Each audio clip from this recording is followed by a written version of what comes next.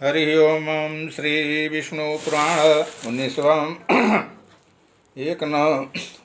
अध्याय प्रारंभ। प्रहलाद कृत भगवत गुण वर्णन और प्रहलाद की रक्षा के लिए भगवान का सुदर्शन चक्र को भेजना। आज यही अध्याय शुरू हो रहा है।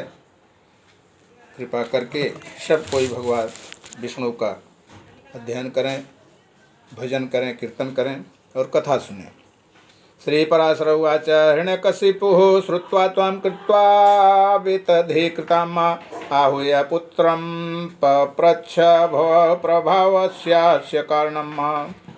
श्री पराशर मुनि बोले, हिरण्यकशिपु ने कृत्या को भी विफल हुई सुन अपने पुत्र प्रहलाद को बुला करके उनके इस प्रभाव का कारण पूछा। यहाँ प्रहलाद की कथा चल रही है।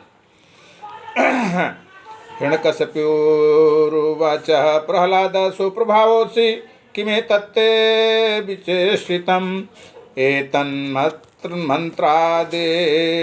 जनितमुताहो सहजं तव। हिरण्यकश्यप बोले, अरे प्रहलाद, तू बड़ा प्रभावशाली है।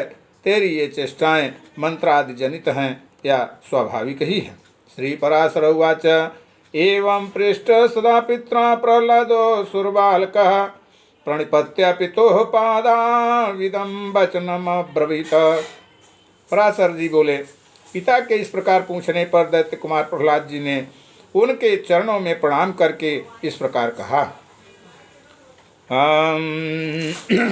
न मंत्रादि कृतं तात न च नैसर्गिको मम प्रभाव एपसमान्यो यस्य यस्याच्युतो हृदि अन्येषां यो न पापानि चिन्तयत्यात्मनो यथा तस्य पापागमस्तात हेत्वभावान्त विद्यते कर्मणा मनसा वाचा परपीडां करोति यः तद्विजं जन्म फलते प्रभूतं तस्य च शुभं सोऽहं न पापमिच्छामि न करोमि वदामि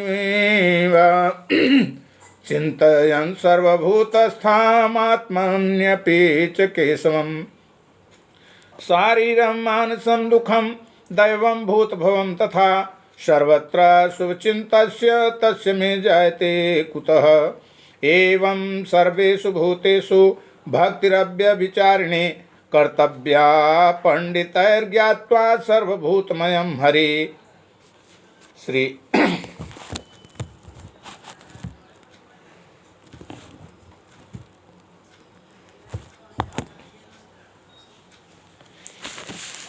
प्रहलाद जी बोले कि पिताजी, मेरा यह प्रभाव न तो मंत्रादि जनित है और न स्वाभाविक ही है, बल्कि जिसके हृदय में श्री अच्युत भगवान का निवास होता है उसके लिए वह सामान्य बात है। जो मनुष्य अपने समान दूसरों का बुरा नहीं सोचता है, हेतात कोई कारण न रहने से उसका भी कभी बुरा नहीं होता। जो मनुष्य मन, वचन या कर्म से दूसरों को कष्ट देता है, उसके उस पीड़ा रूप बीज से ही उत्पन्न हुआ उसको अत्यंत अशुभ फल मिलता है।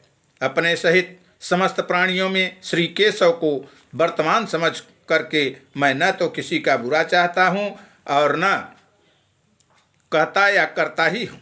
इस प्रकार सर्वत्र शुभ चित्त होने से मुझको शारीरिक, मानसिक, दैविक अथवा भौतिक दुख किस प्रकार प्राप्त होता है, इसी प्रकार भगवान को सर्वभूतमय जानकर विद्वानों को सभी प्राणियों में अविचल भक्ति प्रेम करनी चाहिए।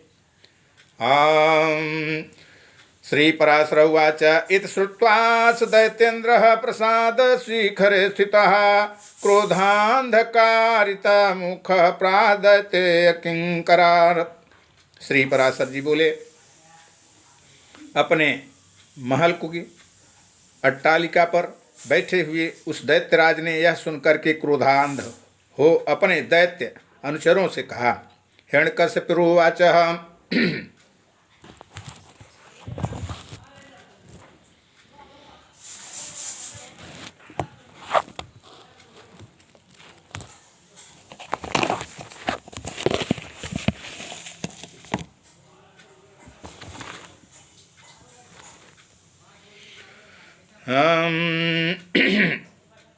दुरात्मा क्षिप्यतामस्मात् प्रासादाक्षतयोजनात् गिरिपृष्ठे पतत्वस्मिन् शिलाभिन्नाङ्गसंहतिः ततस्तं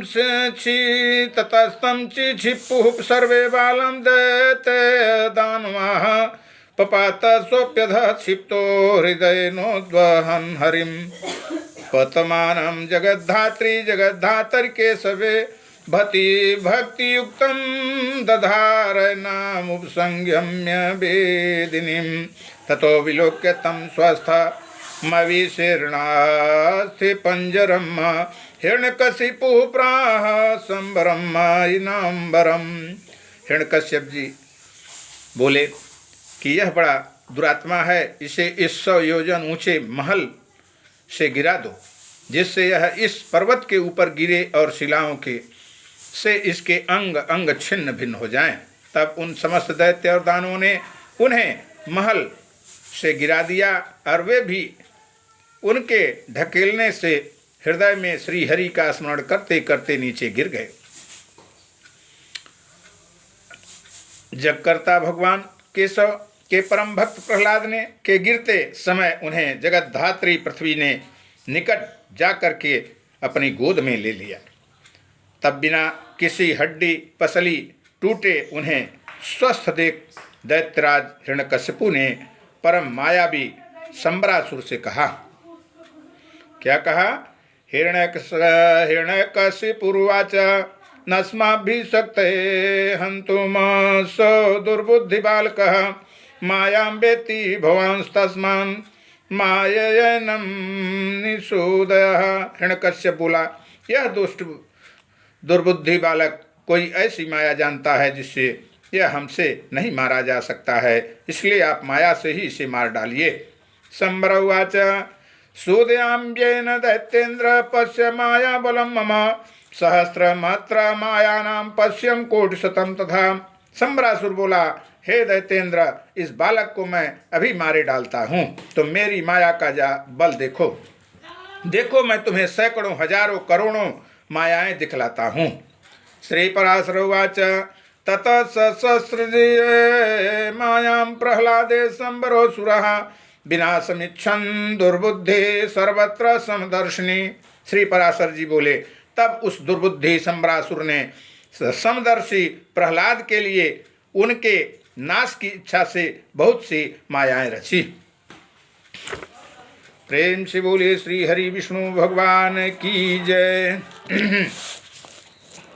समाहितमतिर्भूत्वा संबरेऽपि विमत्सरः मैत्रेय सोऽपि प्रह्लाद सस्मार मधुसूदनम् ततो भगवता तस्य रक्षार्थं चक्रमुत्तमम् आजगाम समाद्यप्तं बालामाली सुदर्शनम् तेन माया सहस्रम्